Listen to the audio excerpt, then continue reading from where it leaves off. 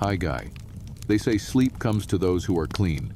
That rest is a luxury reserved not just for the peaceful, but for the pristine. And yet, what if I told you that one of the most elegant creatures ever painted on the scrolls of history, an imperial queen of feudal Japan, draped in 12-layered silk, powdered in white lead and camphor, revered as divine, what if I told you her scent could sour rice, and her presence could outstink the horses in the stables? What if beneath the still poise, beneath the noble bow of her painted lips, beneath the surface of the moonlit poetry she composed, there festered a grime deeper than any battlefield wound, a rot older than the cherry trees? You're still here. Good. That means you're like me, curious, a little perverse, not content with courtly tales, nor fooled by the illusion of grace. You, like me, want the dirt beneath the fan, the stench behind the scroll, the blister beneath the sandalwood. I don't blame you, because what history refuses to whisper, we'll scream to each other here, in the dark, feudal Japan, a land of such haunting contradiction that even its filth bore elegance, and none more paradoxical than the courtly queens of Heian, Kamakura, Muromachi women held in such mystical regard. Their sweat was ink for poems, their hair a river for men to drown in. But oh, if they knew. If they knew what brewed beneath those lacquered doors, behind those rice paper screens, beneath the folds of silk so thick it muffled the scent of mildew. If they knew that the queens of this era, those divine daughters of Amaterasu, sometimes went weeks, yes, weeks without even washing their faces, all in service of a warped ideal of beauty and spiritual purity, not because there was no water. Japan had water in abundance, springs, rivers, onsens as ancient as stone gods. But for women of the imperial court, especially queens, to bathe was not hygiene. It was politics. It was astrology. It was dictated by the stars, not the stench. One did not simply wash because they were dirty. No, that would be vulgar. One washed only when the lunar calendar, the priest, and the dead ancestors aligned in divine approval. Until then, you sat in your own scent. You let the white face powder cake. You let the coal line your eyes like mold on old tofu. And you smiled, oh yes, always smiled. Can you smell it yet? Good. Lean closer. I want you to picture her now. A queen. Any queen. Perhaps it's Fujiwara no Shoshi. Perhaps it's a composite ghost made of diaries and incense. She wakes not with the sunlight, but with the flicker of a lantern lit by a handmaid too afraid to breathe near her. She lies in a futon never fully aired, a bed that has absorbed her for days, perhaps weeks. Her hair, long as a funeral procession, lies around her like a net for secrets. Her body, wrapped in 10, 12, sometimes 15 layers of kimono, each trapping a different kind of humidity.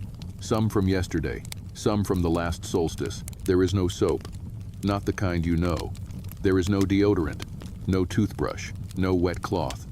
But there is perfume, ah yes, perfume and powders. Sandalwood ground fine as sin, clove oil applied like war paint, and incense sweet, suffocating, ancient burning not just to honor the gods, but to drown the truth. Incense not for prayer, but for camouflage. Because gods forgive, but courtiers, they remember. You see, in the twisted world of feudal Japan's elite, beauty was not health. Beauty was not cleanliness. Beauty was control. And queens were trained from the age of 10 to endure discomfort as though it were virtue. You didn't scratch your itches. You didn't sneeze in public. You didn't sweat even when you were drenched. You didn't remove your robes, even when you felt the slow creep of lice moving from your nape down to your collarbone, because that was unbecoming. That was peasant behavior. That was for women who worked the rice fields, who bled in the dirt, who gave birth under trees. But queens? Queens endured, and endured, and endured. And here's the horror of it all, the real horror. The queens themselves came to believe this lie, that their scent, though rancid, was divine, that their skin, though flaking beneath layers of lead and rice powder, was porcelain, that their breath, though sour from lack of dental hygiene and laced with the remnants of fermented fish, was poetic. They believed it because to doubt it would be madness, because their entire identity, their entire power, rested on the illusion. And illusions are always best maintained with a touch of delusion. So here we are, you and I, kneeling not before thrones, but before chamber pots filled with urine scented with plum wine, listening not to royal decrees, but to the scratching of lice beneath 12 layers of silk, watching not rituals of divine beauty, but the slow, agonizing decay of women, taught that pain is dignity and rot is romantic. And yes, some of you may squirm, some of you may scoff, some of you may say, but surely they weren't all like this. But history is not fair. It doesn't give us the balanced view. It gives us the preserved, the documented, the recorded.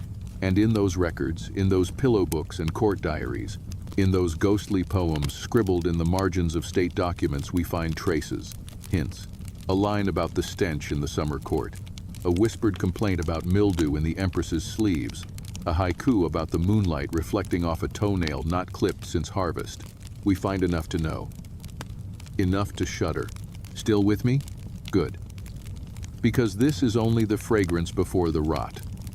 We've not yet peeled back the silk. We've not yet stepped into the royal outhouse, if one can call it that. We've not yet spoken of menstruation, of childbirth, of the sacred practice of tooth blackening and the foul things it hid. We've not yet explored how a queen's attendants were sometimes chosen for their ability to endure the smell of her chambers without fainting. We've not yet entered the dark, but we will. And when we do, I promise you this, once you know what these queens endured, once you've smelled what they masked, once you've seen the grime that bloomed beneath the blush, you will never again look at a painted Heian scroll the same way. You will never again think of a Japanese empress as untouchable, because you will know the truth. Not the one told by scholars, nor the one embroidered in golden thread. The truth that only the sleepless whisper in the dead of night. The truth you're about to hear. They called it mono, no aware that aching beauty in the transient, that soft sadness when the cherry blossoms fall, when the ink fades, when the laughter in the corridor dissolves into the cold of old wood and colder politics. But no one ever speaks of the stench in the hallways, of the sticky summer air caught between the screens of a Kyoto palace, thick with perfume and secrets, of the scent not of fleeting sakura, but of a woman confined by her own robes. Because in the world of the queens of feudal Japan, everything was meant to decay slowly and beautifully, except the truth. She sat for hours, hours. Still, motionless. The only thing allowed to move was thought, and even that was dangerous if it showed on her face. The queen, whichever name she bore that decade, whatever dynasty or puppet emperor was in place, was taught to master stillness before she could read, before she could bleed, before she could understand what it meant to have her own breath rebound into her face, stale from the 10 layers of kimono pressing up against her chin, and the garments, those sacred robes weren't changed with the body's needs, but the lunar calendar. You didn't undress because you sweated. You didn't wash because you bled. You waited until the stars said yes, even if your flesh had already said no a dozen times. And when you did bathe, it wasn't the kind you're thinking of. There was no soap, no scrubbing, no privacy. Bathing was a ritual of surface. You rinsed the skin with lukewarm water, steeped in dried iris petals or crushed shell, not to cleanse but to perfume. To seduce the air into believing it had not just brushed past decay. And the water, it wasn't poured by your own hand. No, that would be scandalous. It was ladled by a woman whose name you were forbidden to know, a servant who had seen your filth more intimately than your husband ever would. Even the hair, that glorious river of black ink that dragged behind you like a shadow of youth, was never washed completely. It was combed, yes, 100 strokes, 200 if the moon was full and the poet in you had stirred, but not cleaned, not truly. Oils were applied. Incense smoked through the strands, but beneath it, lice held counsel, dandruff flaked like ash from dying shrines, and mildew bred where the sweat had nowhere to go. Hair was your veil, your banner, your prison. They said the longer it grew, the more noble you became. But they never said what it smelled like at midsummer, when the humidity made every strand stick to your neck like fingers that wouldn't let go. Let's talk about the face. Yes, the face. The immaculate porcelain mask that poets wrote about. Do you know how it was made? Not born, no. Made. Constructed. Layered. Painted. The queen's face was a battlefield long before her country ever saw Mongol sails on the horizon. First came the white oshiroi, a powdered blend of white lead and crushed oyster shell, sometimes with a touch of ash to cool the skin. They called it purity, but what it did, slowly, insidiously, was poison. The lead didn't just pale the skin, it seeped into it, into the blood, into the bones. Over time, the queen's hands shook not from age, but from the tremor of toxins dancing beneath her fingernails, and she smiled. Of course she smiled, with blackened teeth. Oh Haguro, you thought it was decay, didn't you? No. Worse, it was intentional. A lacquer of iron and vinegar painted on the teeth every few days. A smile of rot, preserved in ritual. A grotesque performance of beauty, rooted in the belief that white teeth were for demons and animals. To be human, no. To be royal was to cover the bone, to disguise the jaw, to laugh with the mouth of a corpse and call it grace. Now lean closer. No, closer. I want you to see what the poets never dared write. I want you to smell what the ink could never capture. Because beneath that powdered face, beneath the waxy blush made from crushed safflower and deer fat, there were pores crying out for air, and they were ignored. Because air was for peasants, freshness was for farmers. A queen was a sealed thing, like a scroll, like a secret, like a tomb. And oh, her chambers, if only you could have walked in, if only the historians had bottled that air. The incense never stopped. Frankincense, sandalwood, agarwood, they burned it constantly, not for gods, for shame, to hide the rising stink of skin that had not seen water in 12 days, to mask the scent of underlayers stiff with sweat, to disguise the musk of menstrual cloths, tucked discreetly beneath embroidered cushions, waiting for the proper time to be removed. And what were those cloths? Silk, yes, but reused, washed only with rice water, dried in dark corners so no man could see the queen's moonblood, for to gaze upon it might disrupt the celestial order, might taint the court's fortune, might bring ruin upon a warlord's campaign, so the blood stayed hidden. But it fermented. And the queen? She pretended not to notice, because noticing was peasant behavior. And queens did not complain. They itched. Oh, how they itched. Beneath the layers, beneath the belts and the cords and the binding silks, their skin crawled with the slow agony of fungus blooming in warmth and moisture. But scratching was forbidden. It revealed weakness. Instead, they bore it. Stoically, like the cherry tree bears snow, until skin broke beneath the silk, until sores wept beneath the sleeves, until infection set in, and the only cure was yet another layer of rice powder, yet another prayer, yet another line of poetry whispered into the ears of those too enamored to smell the truth. And still, they bowed. They entertained. They sat in stillness for hours, while insects made maps of their thighs. They received ambassadors from Korea and China with smiles so rehearsed, even the maggots in the compost pit beneath the palace would have applauded. And all the while, they held their breath not for etiquette, but because sometimes the smell of one's own body in close quarters, after weeks of ritual non-cleanliness, became unbearable even to the bearer. But you would never know, because the records do not say, because the scrolls painted them with perfection, because the diaries edited themselves, because history was written by those who could afford to forget. And the queens? They became myth. They became elegance. They became the spirit of Japan, but not the skin of it. That, my dear, peeled in silence. They had attendants. Oh, they had so many. And you think perhaps that helped. That servants cleaned, that they washed, that they powdered. But no, servants were there to witness, not to clean, to document, to dress, to absorb. They were human sponges, silent, trained from childhood to ignore scent, trained to detect when the queen needed a change of layer not by sight nor smell, but by rhythm, by reading the slow sag of the fabric, by noticing the weight of the queen's shoulders, by counting how many steps it took before she fainted from heat. They were closer than lovers, and yet never touched skin to skin. The privy, of course, was a horror of its own, for queens did not relieve themselves like peasants. Oh no, that would be uncouth. The imperial toilet was often just a lacquered box with straw, hidden behind a screen, attended by a woman whose entire life was reduced to scent management. No flushing, no drainage, just layering. And when it overflowed, as it always did, it was not the queen who noticed, but the incense that betrayed her. For when the scent of burnt sandalwood doubled, you knew something rotted beneath. Food didn't help. The queens ate delicately, yes, but what they ate fermented within. Pickled plums, dried fish, cold rice, seaweed soup, no fiber, little water, and no movement. No walks in gardens, no stretching in Sunday, just sitting, reclining, performing beauty in stillness while their bodies bloated and digestion slowed to a crawl. And when the belly protested, there was no medicine, only prayer. And when that failed, vomiting discreetly into handkerchiefs dyed an imperial red, so no one could tell where the bile ended and the silk began.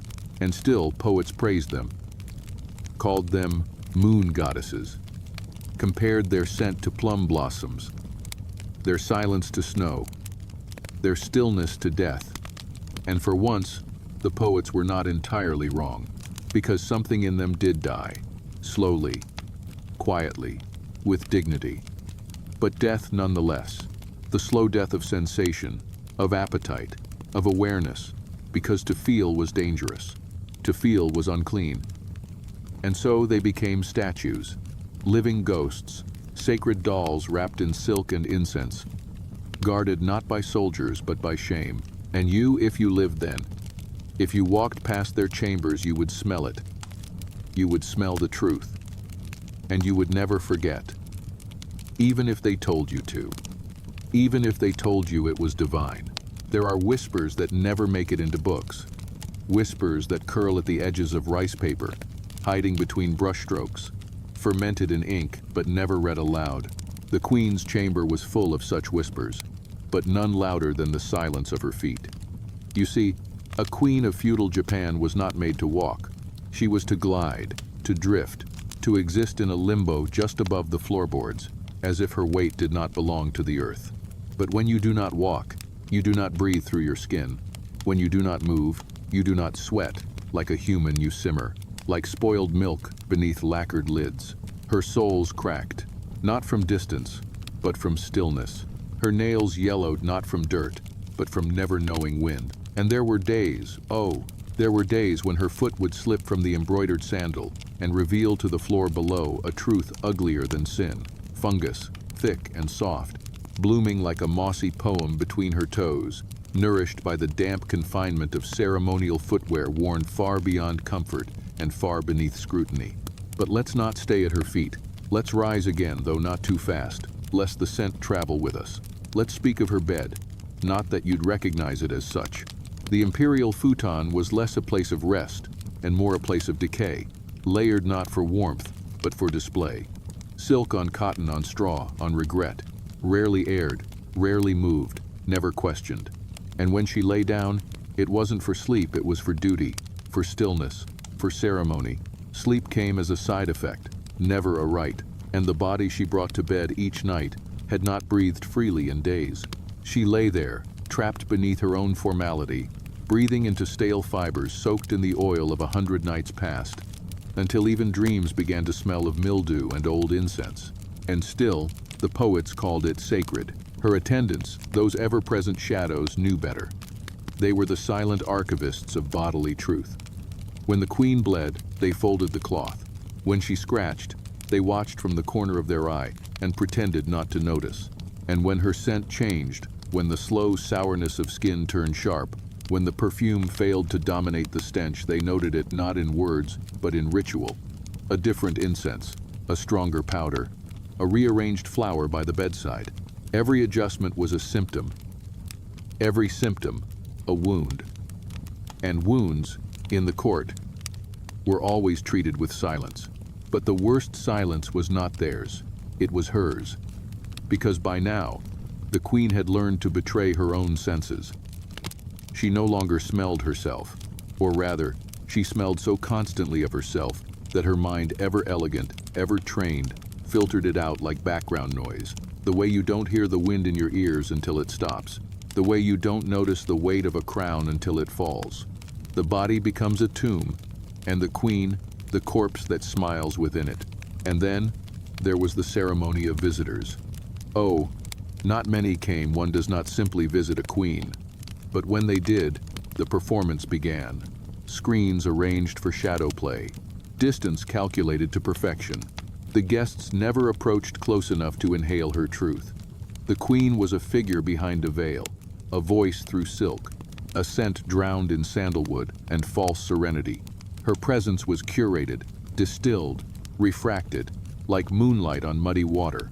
Beautiful, but never clear, never touchable, never real. And yet the rot festered, nowhere more so than in her garments.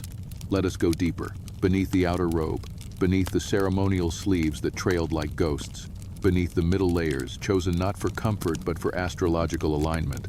You would find the underkimono close to the skin, rarely changed, rarely spoken of. A prison stitched in reverence. It trapped her sweat. It absorbed her anxiety. It recorded every fevered dream, every unspoken sob, and when it was finally removed on the rare night that protocol allowed, it came off not like clothing, but like skin, stuck, peeled, slow, wet in parts that should have been dry, dry in parts that should have breathed, and the stains, those dark, irregular, sour-blossomed patches, were never mentioned. They were handed off to an attendant with eyes trained to look only at the floor, but some stains lingered, not just on cloth, on memory, on skin. Some itches became rashes. Some rashes, wounds, and some wounds festered into little mouths of rot that whispered pain with every motion. And the queen, with all her grace, learned to sit in such a way that the wound would not weep, learned to smile in such a way that her lip would not split where the dryness had cracked it, learned to laugh only when the rot in her gums was calm. Because yes, even her mouth betrayed her. The mouth of a queen was a sacred thing. It delivered poems, commanded rituals, whispered seductions, but inside it, a battlefield. There were no toothbrushes, no antiseptic. The best they had was rinsing with sake or herbal water, and even that was rare, ritualistic, not habitual. So the gums bled, the teeth decayed, but the blackened lacquer of ohaguro hid it. Smiles became masks, and pain became performance. She learned to chew slowly, not out of etiquette, but to avoid the sharp jolt of an exposed nerve. She learned to drink warm liquids, not for digestion, but because cold sent lightning through her jaw. And she learned to speak in a way that her breath would not betray her. A breath always tinged with iron, with fish, with regret, and still they called her divine. Even childbirth, the most human of acts, became grotesque in the context of her illusion. Queens gave birth on mats, surrounded by women who were not allowed to scream, not allowed to sweat, not allowed to bleed beyond the cloths laid out. The queen herself was to remain composed, silent if possible, and yet the pain tore through her like any woman, and the filth it came like it always did. Blood, mucus, feces, but none of it spoken of, none of it recorded. Only the date of the air, only the name of the moon. And after, no bath, no rest, only more layers, more rituals, more incense. The afterbirth was taken away like a cursed thing. The queen was treated not with tenderness, but with protocol.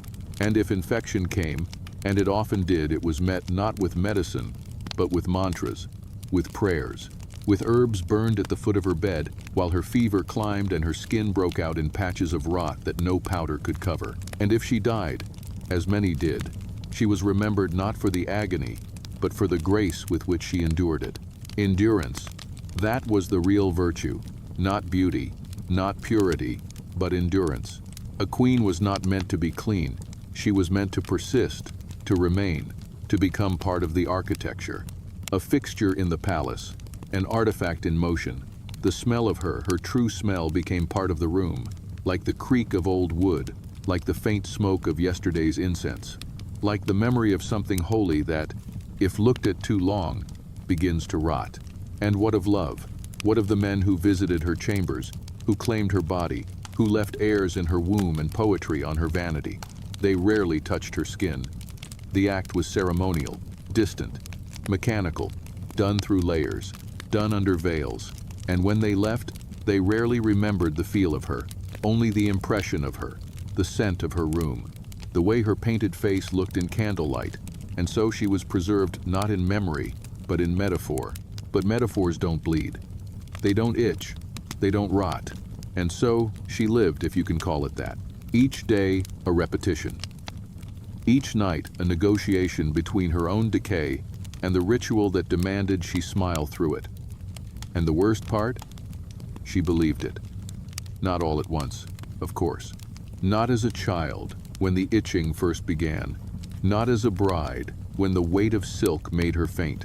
But slowly, as the years blurred, as the compliments outweighed the complaints, as the poems spoke only of her grace, never of her odor, she began to believe that her pain was beauty, that her silence was dignity, that her suffering was divine. And maybe it was. Maybe divinity is nothing more than the ability to rot beautifully, to decay with poise, to die a little each day without anyone noticing. Maybe heaven smells of sandalwood and mildew and powdered shame. Or maybe we've all just forgotten how to smell. They say memory is scent before it is sight, that the nose remembers what the eyes dare to forget.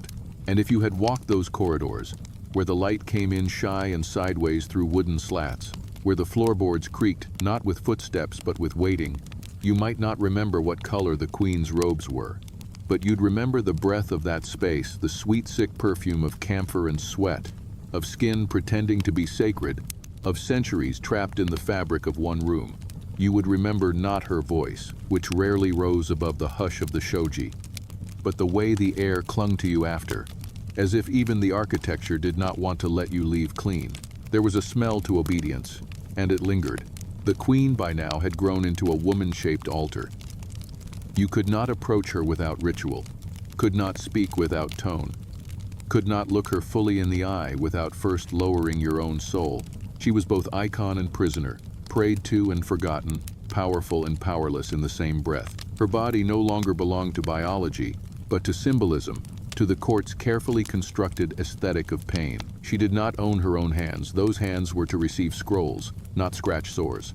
She did not own her breath. It was to recite verses, not moan through fever. And she certainly did not own her discomfort. It was to be hidden beneath 100 layers of textile devotion, one for every expectation she never asked to wear. The palace was its own kind of skin, and it did not breathe. The walls absorbed secrets like cloth absorbs blood slowly, unwillingly, until stained. The queen's quarters were lined not with windows, but with ritual. The air inside was older than her bones, and the only wind that stirred was artificial folded paper fans in the hands of tired women, fanning her not to cool her skin but to keep the scent from thickening. There were no breezes in her world, only obligations in motion. And her skin, oh, her skin was no longer skin. It was surface. It was scroll. It was illusion. It flaked in private. It ached in silence. Beneath the white, a map of quiet bruises, abrasions, minor infections gone chronic. A single mosquito bite could last weeks, for there was no relief, no scratching, no healing, only masking. The skin adapted, not by thriving, but by surrendering. And even when it wept, it did so without sound. Infections were absorbed into protocol. Fevers were measured by how many servants fainted in the heat of her presence. If 3 collapsed before sunset, something was wrong. If only 2, then all was well. There was always someone watching, but no one ever saw. And still, each morning began with performance. Not of beauty, no, not anymore, but of continuation. To be present was the queen's highest duty. To sit, even in pain, was worship. To speak, even in exhaustion, was governance.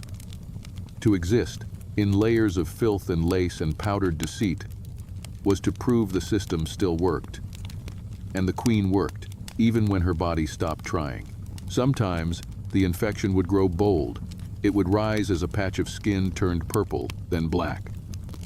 Perhaps on her back, where sweat had pooled for weeks.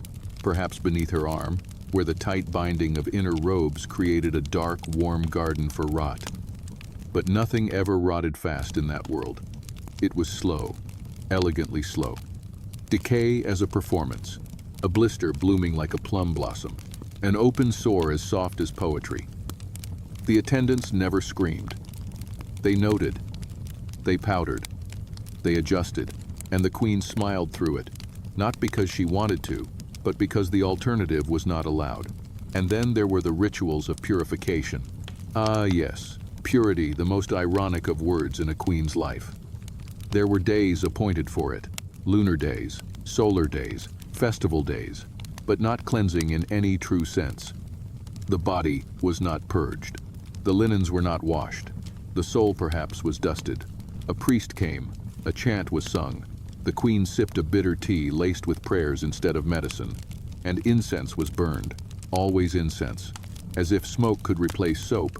As if scent could replace healing. As if enough layers of fragrance could make the body beneath them not exist. But it did. And she knew it. She felt it when she lay down, if one could call reclining with perfect posture laying down. She felt it when she passed her hands over her chest and the sweat stuck them together. She felt it when her scalp itched and she could not scratch. So instead she asked for more perfume. And worst of all, she felt it when no one else would speak of it. When attendants smiled and priests nodded and courtiers bowed, but no one looked her in the eyes long enough to see the yellow crust forming at the corner of her mouth. They called her eternal. But even stone statues gather moss. And her robes, do you still believe they were beautiful? They were heavy. Heavier than any burden you've ever carried. Not in weight, though they were pounds upon pounds of silk, but in history. Each layer meant something. Ancestral colors, regional symbols, astrological dictates. You did not wear a kimono, you wore a dynasty. And once worn, you did not shed it lightly. They stayed on for hours, sometimes days, if the calendar dictated. And when removed, it was a process that took as long as a meal, attended by 6 women, none of whom could meet your gaze. And yet, despite this, despite the sweat, the weight, the sores, she still had to be desirable. Not in the way you think. Desire in court was not about lust. It was about legacy, about power.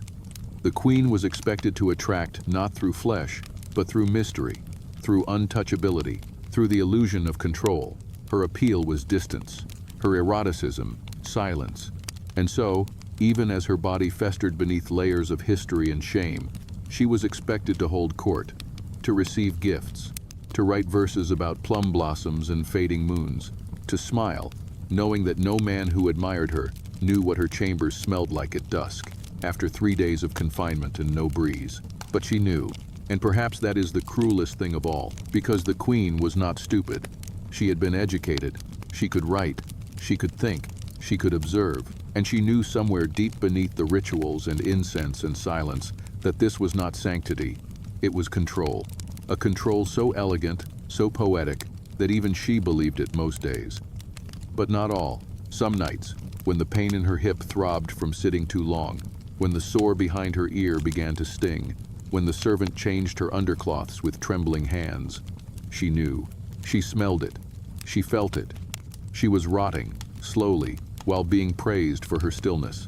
And there was no escape. To flee would be to disgrace the court. To speak would be to break the illusion. To ask for help would be to admit weakness. And so she did what all queens were trained to do. She endured. She made endurance look divine. She made suffering look ceremonial. She turned her own decay into a form of worship. And the world bowed to her, none the wiser.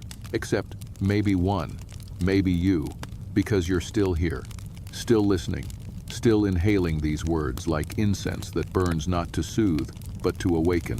And now, maybe, just maybe, you can smell what they couldn't.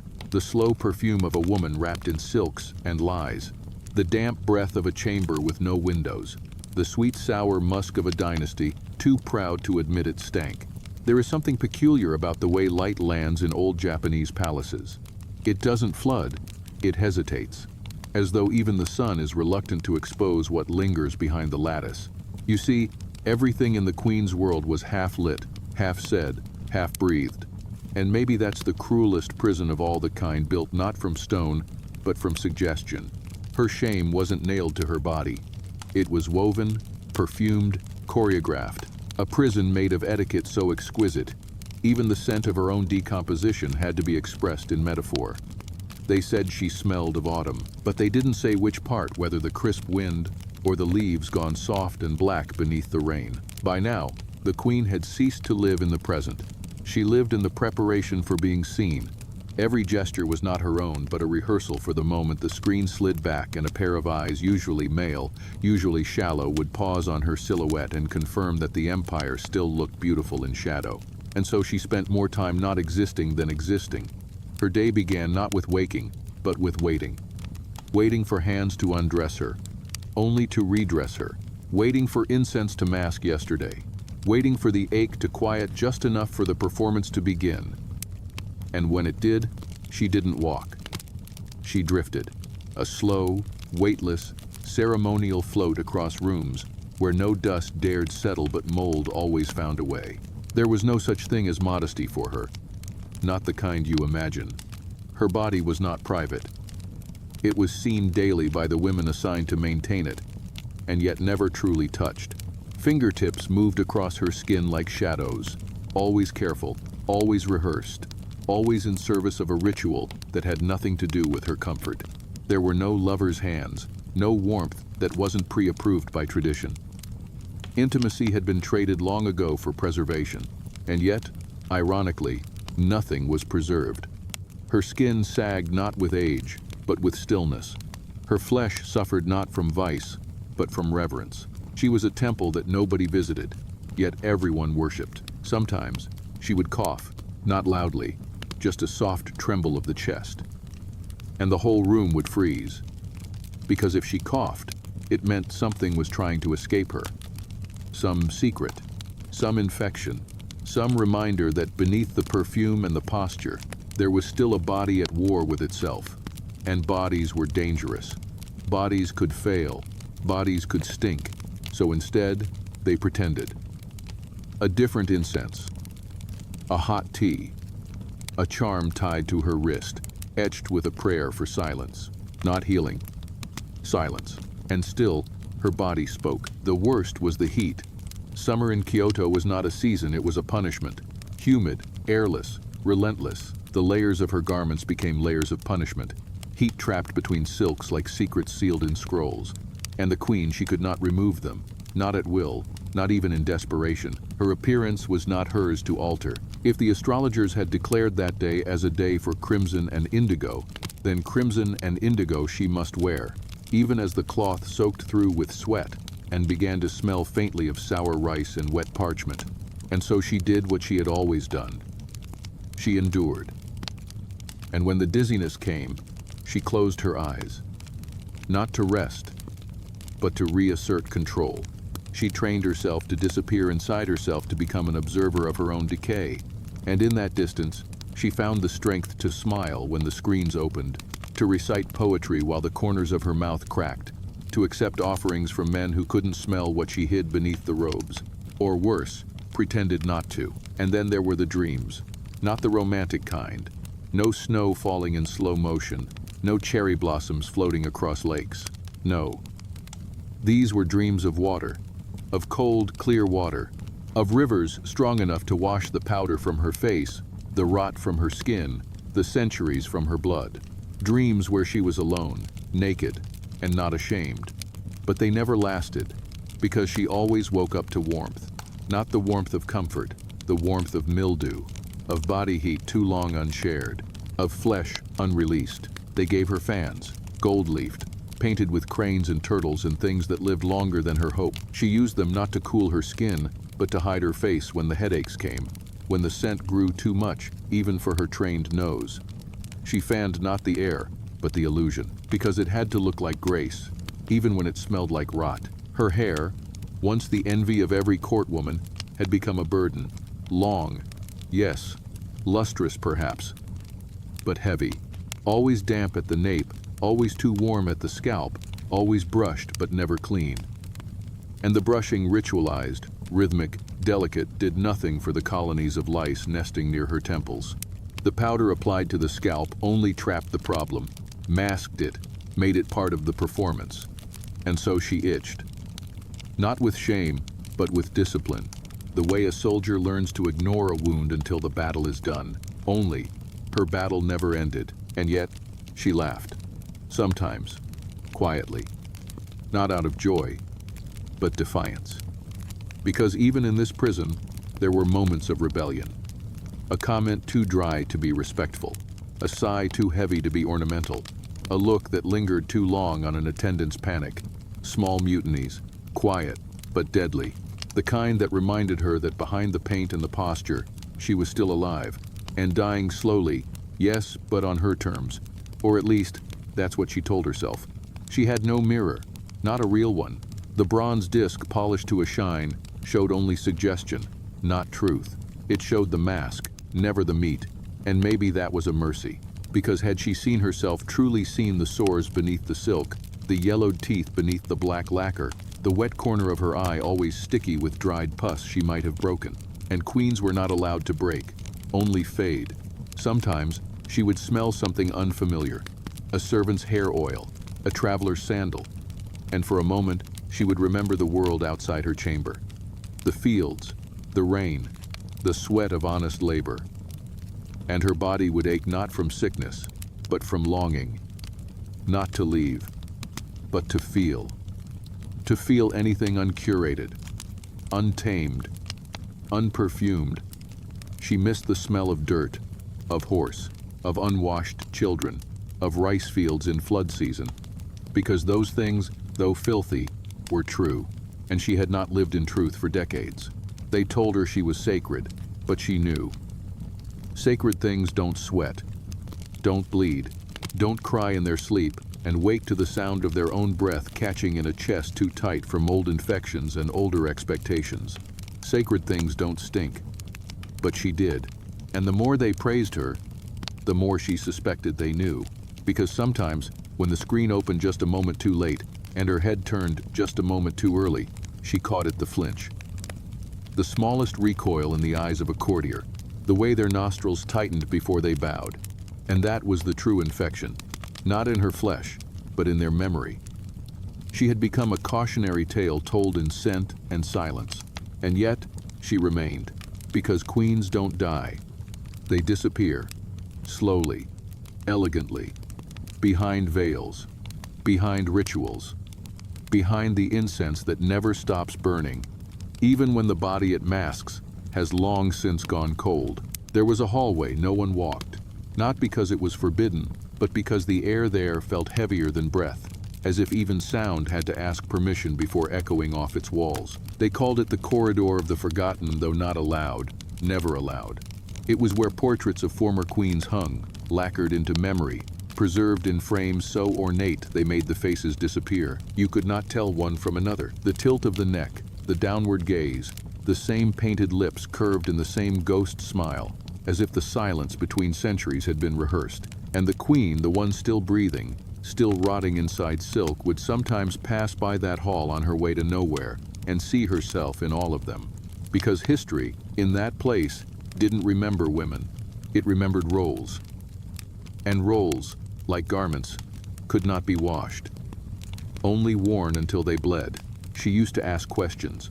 Long ago, before the rituals calcified around her like bone, before the days blurred into a single performance of stillness, she once asked why the bathwater was never truly hot, why the robes were never aired, why no one mentioned the sores on her back.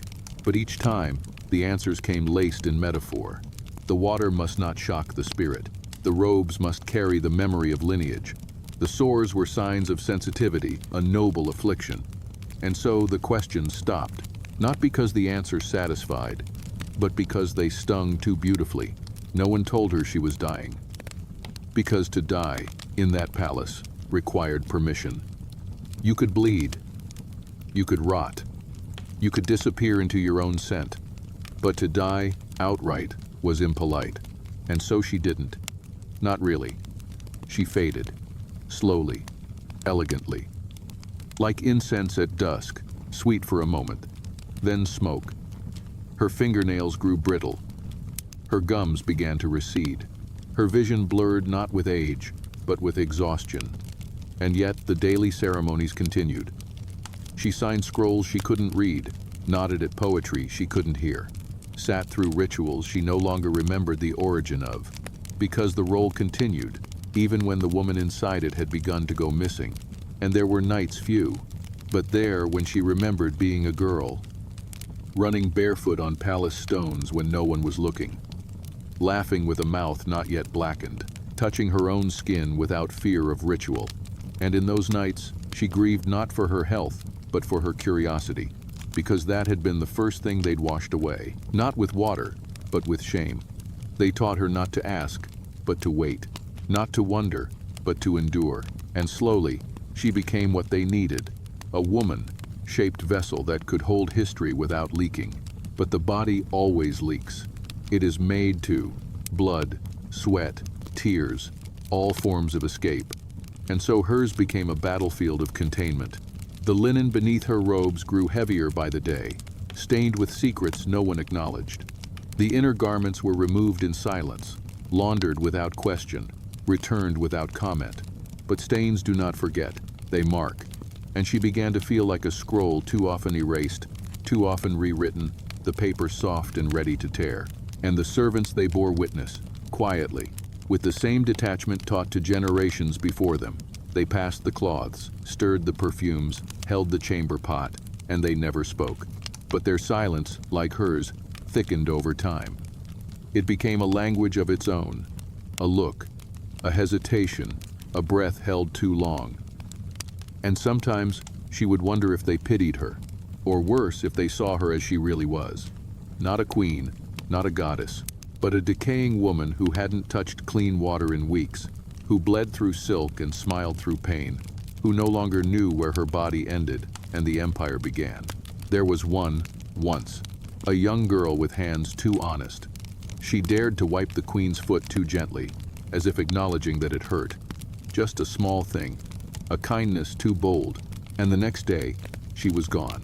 No explanation, no punishment, just gone. Replaced by a pair of older hands that never lingered.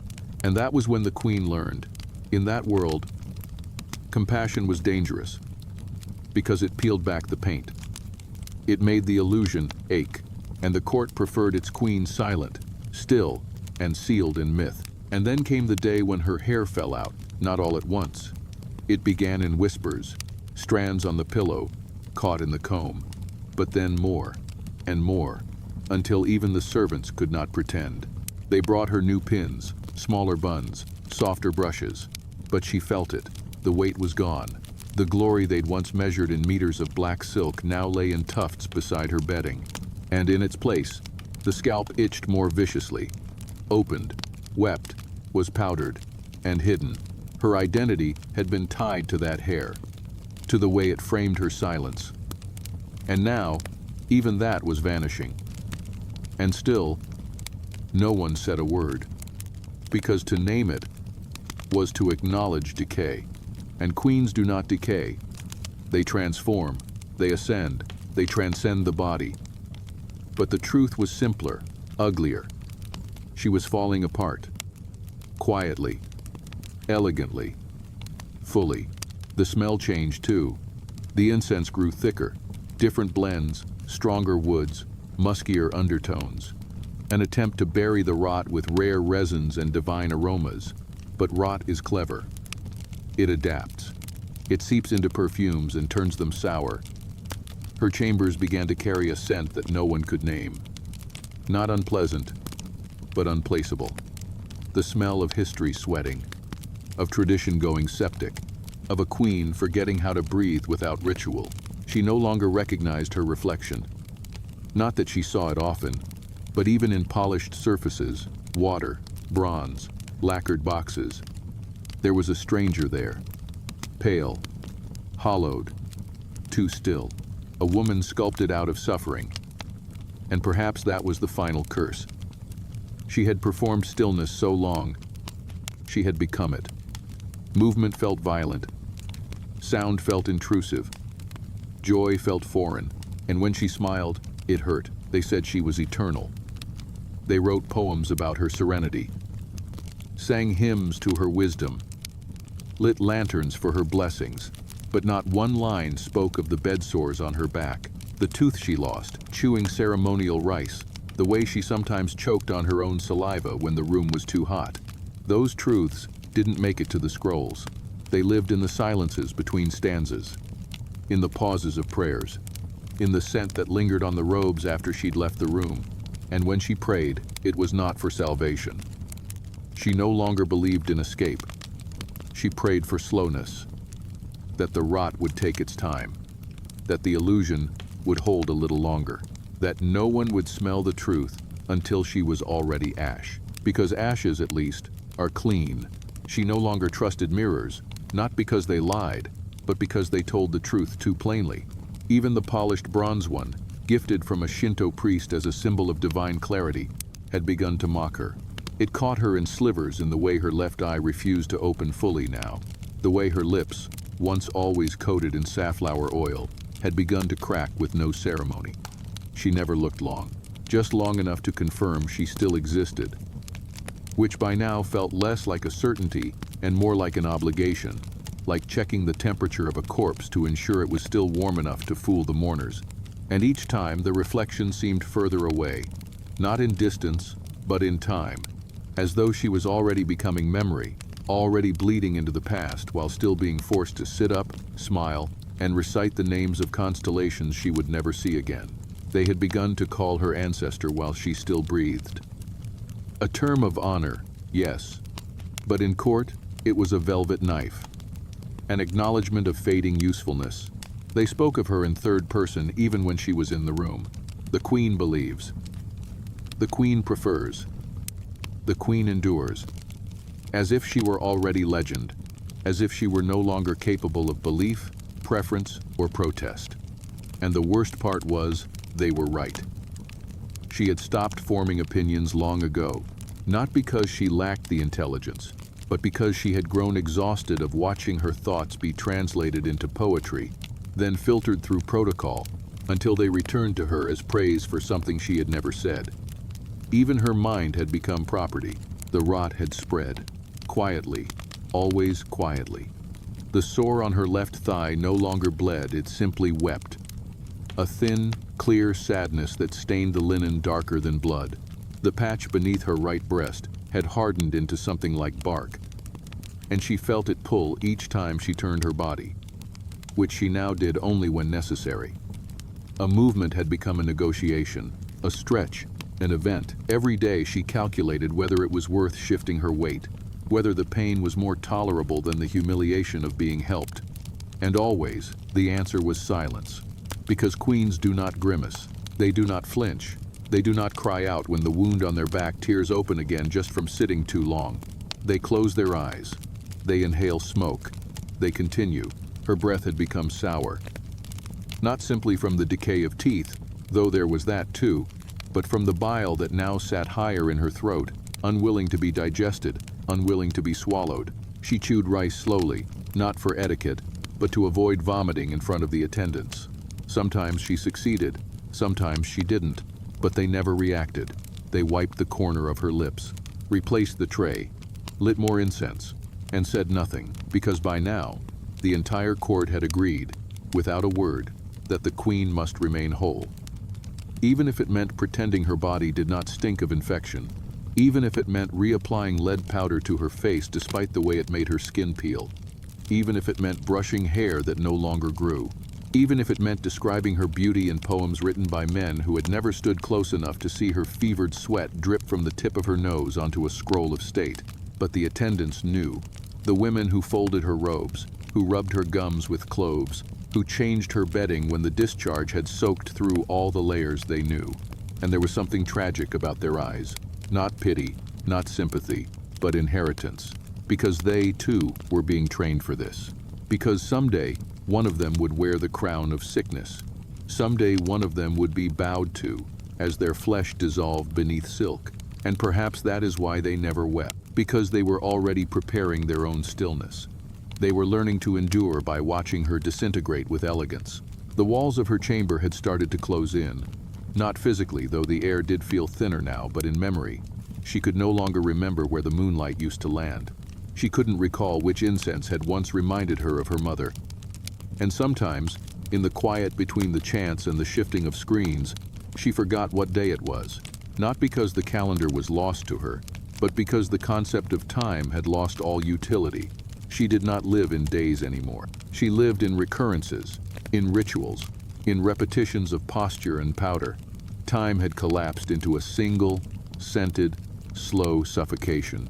They wrote songs about her scent. That was the latest cruelty. A minstrel had arrived, summoned from the provinces, gifted with silk and plum wine, and asked to compose an ode. He never saw her, only sat in the hallway, inhaled the perfumed trail that drifted from her room, and spun it into verse. The breath of Amaterasu's daughter. He compared her to chrysanthemums, to incense in winter, to the memory of a shrine burning, and no one questioned whether he'd scented the powder or the pus, whether he'd caught the sweetness of decay mistaken for clove, whether his poem was praise or hallucination. It was copied, it was celebrated, and it was read aloud in her presence while she clenched her jaw, trying not to gag on her own saliva. She remembered the first time she bled, not the ceremonial mention of her womanhood, but the physical moment, the shock of it, the heat, the stain. She remembered crying, not from fear but from shame, and an older woman, already dressed in layers, had told her, "This is your first silence. Many more will follow." And she had been right. Her life since then had been a study in silence, in learning to bleed without sound, to itch without motion, to rot without protest. Her body had been singing for years, but no one listened because the melody was impolite. And what of sleep? That final mercy? Even that had betrayed her. It came in snatches now, uneven, either too shallow or too deep. She would wake from dreams of drowning, only to find herself drenched in sweat, her sheets curled into the folds of her skin, her breath shallow, the room spinning. No one spoke of it. They adjusted her pillow, fanned her gently, whispered prayers meant to ward off spirits, when the spirit haunting her was her own.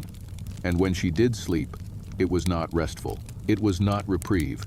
It was rehearsal for death, because that's what she was doing, now, rehearsing, practicing the stillness, the absence, the relinquishment. She no longer feared it. She feared only the moment after, when her body would be washed, not in life, but in preparation for display. When the sores they had powdered would finally be revealed. When the attendants, now trained in silence, would have to acknowledge the rot they had dressed each morning. And worst of all, when her name would be turned into another poem, another scroll, another lie. And somewhere in that room, between the wilting lotus petals and the fading gold on the folding screen, she began to wish for a wind, a real one. Not the flutter of a fan, not the breath of a bowing servant, a wild, honest wind. One strong enough to blow open the paper walls, to scatter the incense, to carry her scent to the sky, to cleanse, to ruin, to reveal. But no wind came, only the same stale rhythm, only the same quiet rot, only the same illusion, perfumed to perfection. She began to hear things. Not voices. No voices belonged to the living, but sounds that curled just beneath thought, like echoes of footsteps in a house you're alone in, like the rustle of sleeves you never raised, like breath exhaled beside you that isn't yours. The court would have called it the ancestors speaking. The priests would have blamed imbalance in the seasons, a misalignment of the moon and the fire within her womb. But she knew better. These weren't spirits. They were memories trapped inside her flesh, finally unraveling as the skin forgot to hold them. They were not haunting her, they were escaping. The past had become unbearable, not because it hurt, but because it had lost all shape. Her girlhood, once vivid, was now a scent without source. The day she was crowned, the weight of that moment, the fear, the flicker of pride, the deep ache of knowing what she was surrendering, had faded into fabric. She no longer remembered what her father's hand felt like, only the way his attendants used to bow. She could still quote poems from memory, but not recall the name of the woman who taught them. Her lineage, once pressed into her like a tattoo, was now a bruise she could no longer trace. And what was worse, what made her clench her teeth in the privacy of dreams, was knowing that soon, Others would speak her name more clearly than she ever had, that her legend would be written not from truth, but from perfume. Her body had betrayed her for years, but now it was mutiny.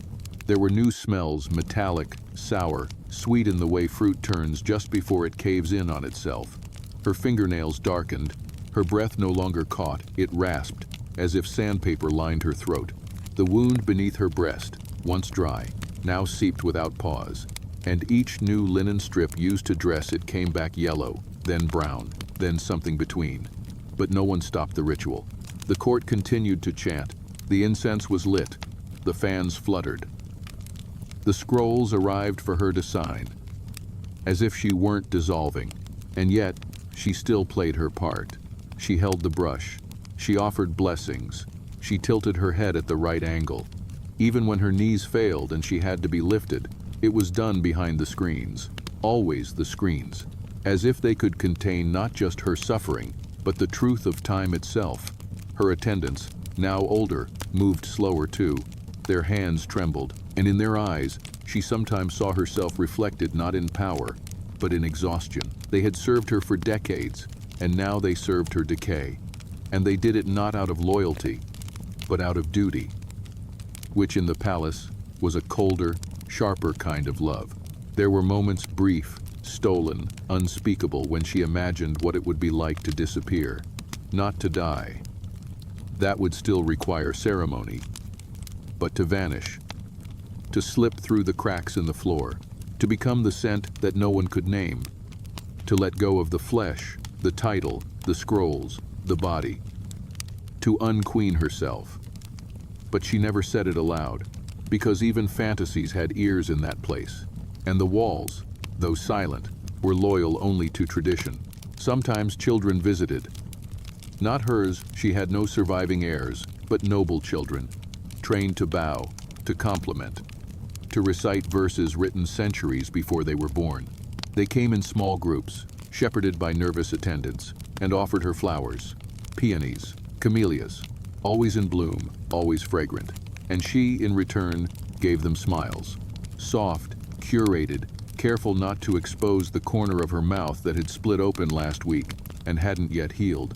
They looked at her with wide eyes, full of reverence, of wonder, of fear, and in their gazes she felt herself harden, fossilize, become the myth they were told she was.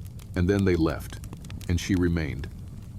Among the ashes of incense, among the powders and stains and linens, changed too late, among the poetry and the silence.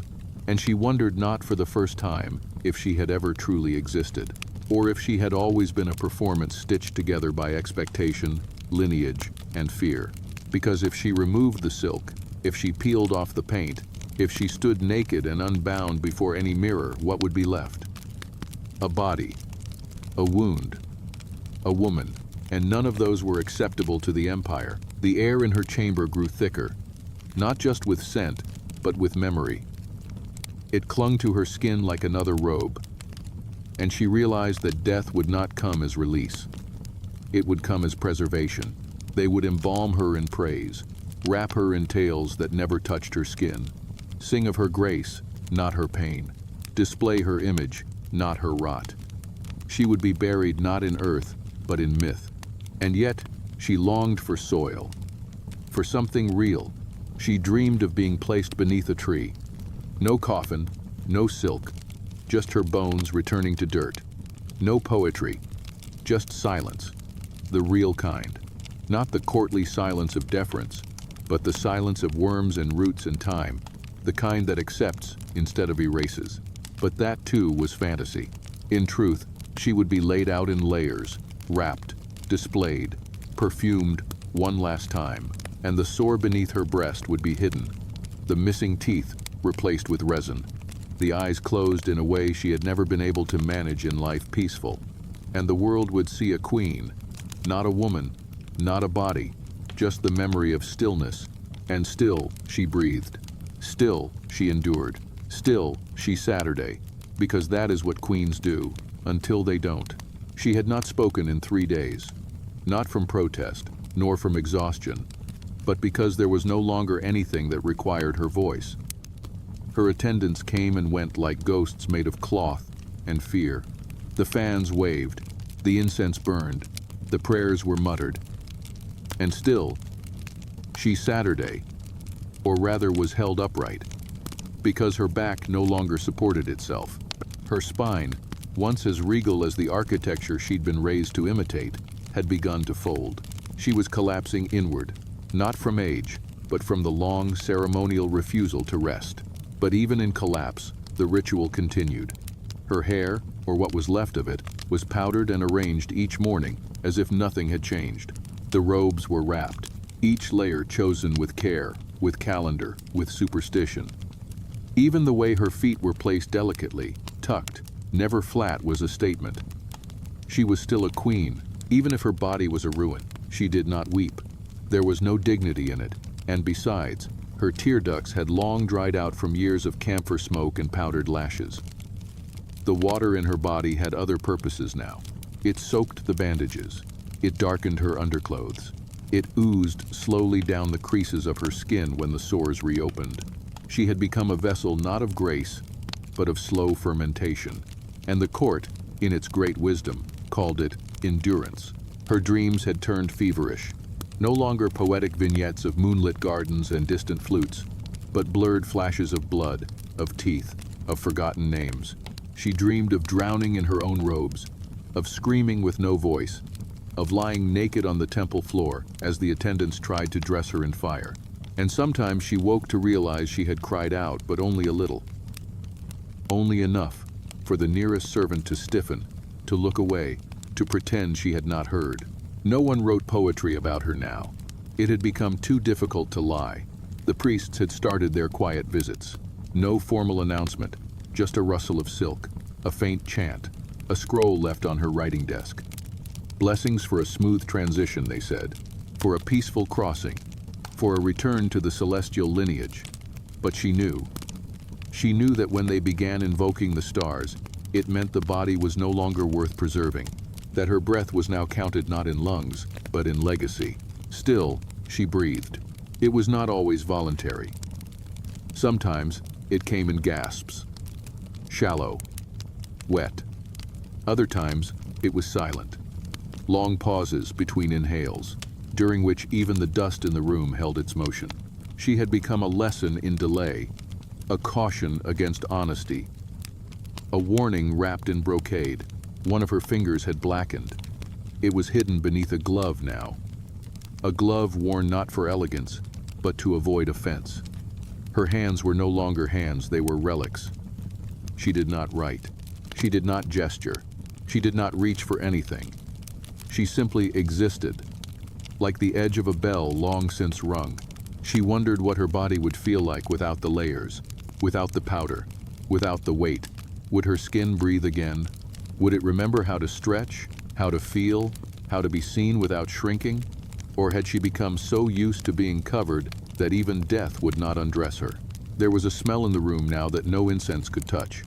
It came from the bedding, from the places where skin had broken too many times, from the places where linen met flesh too often and too long. The attendants changed the sheets more frequently, though no one spoke of why. They aired the room more often, though only for minutes at a time, and still the smell deepened.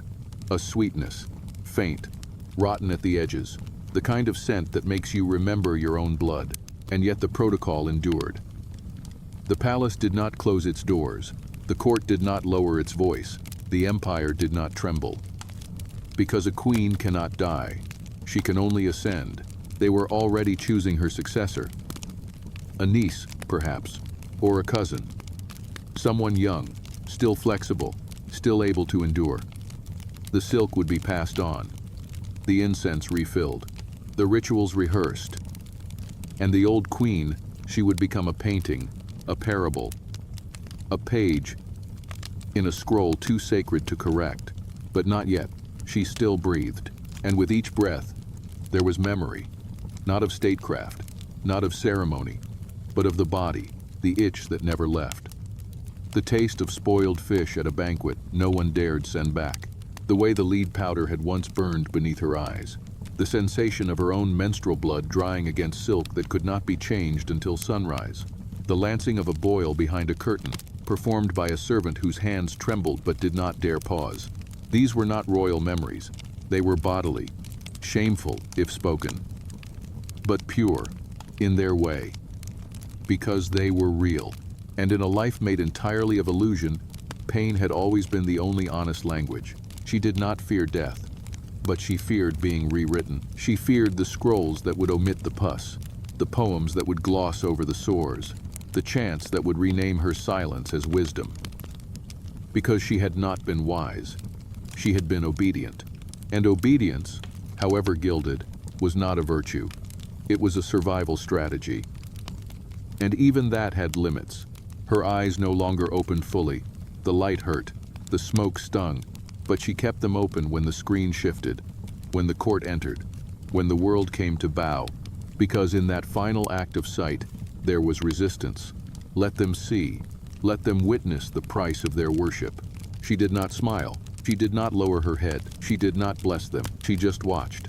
And in that watching, she undid centuries. And when they left, the room was quiet, not sacred, not divine, just quiet. And for the first time in her life, she realized she was alone, not abandoned, not neglected, alone, free. In the way rot is free once the fruit falls. Free, in the way breath is free when it no longer matters who's listening. The air was still, and her chest rose once more, not for them, for herself. And then it happened, not with thunder, not with ritual, not even with a whisper, but with an absence. The kind of absence that you don't hear, but feel. Like forgetting the name of someone you once loved. Like waking from a dream you weren't ready to leave. The queen, whatever name they gave her, whatever lineage they carved her into, simply ceased. One moment she was breath held together by silk, and the next, she was no longer something to bow to, but something to dress for display. The screens remained closed for a while, not out of reverence, but out of logistics. There were protocols, procedures, scripts older than memory, and in the time it took to fetch the proper priest, to find the cleanest incense, to select the purest paper for the announcement scroll, her body cooled. Gently, as if even death had been instructed not to rush her, she left behind no children, no diary, no final words. Only the stains on the futon, the odor that no blend of sandalwood and chrysanthemum could mask, and the worn indent in the wooden floor where her body had sat too long in a posture no longer built for breathing. The attendants knew better than to cry. Their grief would come later, privately, in the form of aching knees and hands that didn't know what to do once the folding stopped. For now, they moved like ghosts, rehearsing a play they'd memorized since girlhood. Wash, powder, bind, conceal. Repaint the body for the final gaze. Do not linger. Do not inhale too deeply. Do not remember the sores. And above all, do not speak the truth of what it smelled like to touch her skin in the end. They wrote poetry about her. Of course they did.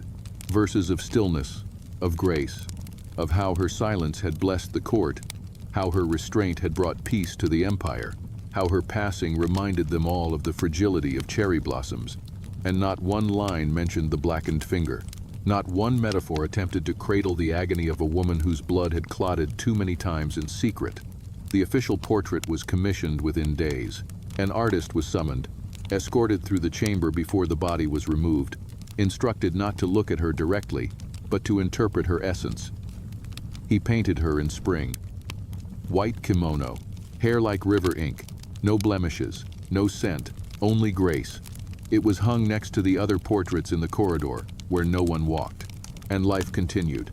The courtiers adjusted. The empire did not falter. Another queen was chosen. Younger, softer. Her smile more rehearsed, her skin not yet bruised by history. And she too was dressed, taught to sit, to listen, to endure. They told her the last queen had died peacefully, that she had ascended, that her last breath was poetry. And the girl, not knowing better, believed them. But you do. Because you were there. Or at least, you've followed me this far, haven't you? Into the folds, into the heat, into the incense that suffocates more than it soothes. You have smelled what they buried. You have seen beneath the white powder. You have watched the stillness fester. And now I ask you, what will you remember? Will you remember her scent, real and unrepeatable, or the lies carved into lacquered panels? Will you remember the sores, the blood, the powder-caking cracked skin? Or will you recite the poem? Will you bow? Will you pretend? Because history is not made of truth. It is made of what we are willing to repeat. And in every repetition, something is lost. A breath, a body, a woman, a queen. She never wanted to be sacred. She wanted to be clean. She wanted to stretch, to speak, to sweat. She wanted to laugh so hard her paint cracked, to run, to bathe, to itch, and not be punished for it. She wanted to smell like herself, not like someone else's memory of what divinity should smell like. But they never asked her what she wanted. And now, centuries later, you stand here, reading between the folds, and you smell the smoke still rising from her robes. You smell it, don't you? Good. Now don't forget, because if you do, they win again. They'll call it beauty. They'll call it duty. They'll call it empire, but we'll know what it really was. It was rot in silk. It was perfume over pus. It was a woman buried alive in a story that never belonged to her. And now she's free, but only if you remember her as she truly was. Not queen, not goddess, just woman, and still breathing, even now, even here, in the dark, with you.